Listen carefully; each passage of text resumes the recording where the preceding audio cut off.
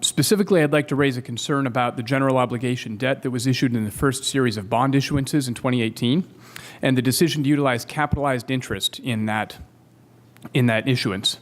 In those bonds, $41 million in interest was added to the principal in order to defer debt payments until late in the 2019-2020 fiscal year.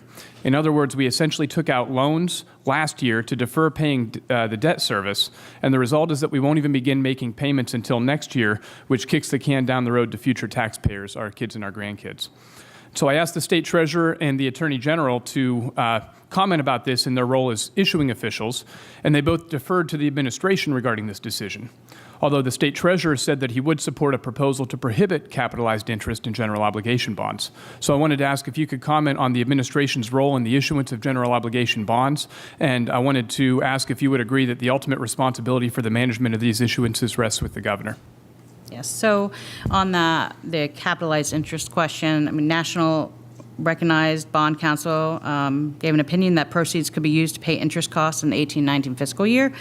So that was, in fact, a payment of interest and not capitalization of interest, and really allowed us to, rather than increase the Commonwealth's debt, and that was $41 million, as you mentioned.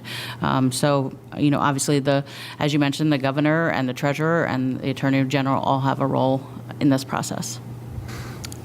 So in light of the passage of Act 45 of 2017, it was my understanding, as well as the understanding of the prime sponsor of that legislation, that the legislative intent was that, among other things, that it would repeal the authority under which capitalized interest could be issued.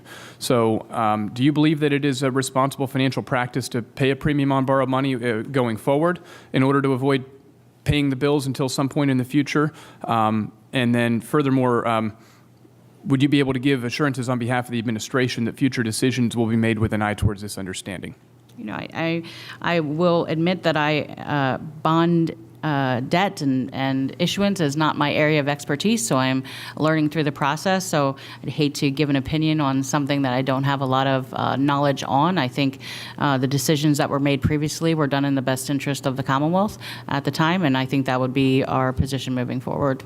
So I would urge you to have a look at the practices under which we manage the debt, and I know there's a lot of complication. I'm trying to read through it myself, certainly piecing through the council opinions and so on and so forth is a bit thick. And I personally, I'm not an attorney, but it did sort of seem to me that in light of Act 45, or excuse me, Act 45, and the specific repeal of language that allowed for capitalized interest previously, it seemed to me that the Bond Council was going through a little bit of creative interpretation in order to find authority to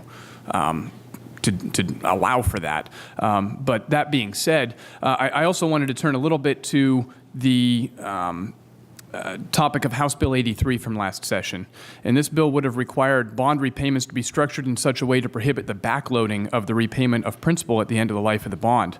And that bill contained an exception in cases of refunding bond issuance so that the administration would be able to continue freely manage existing debt.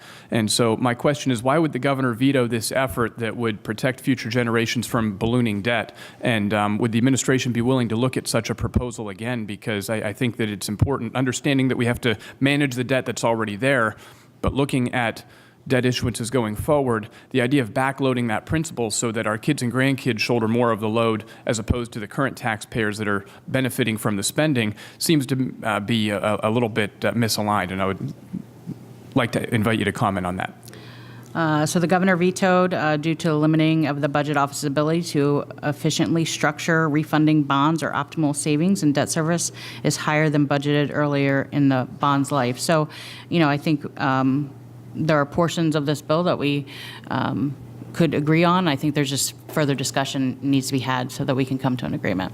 And I appreciate your willingness there. I did read with interest the governor's veto message, and I thought it was a little bit too broad strokes, because I believe that the intent of the legislation was pretty straightforward. The idea that we don't forestall the payment of interest to some point in the future where we've paid a bunch of interest before we get to the payment of that principal.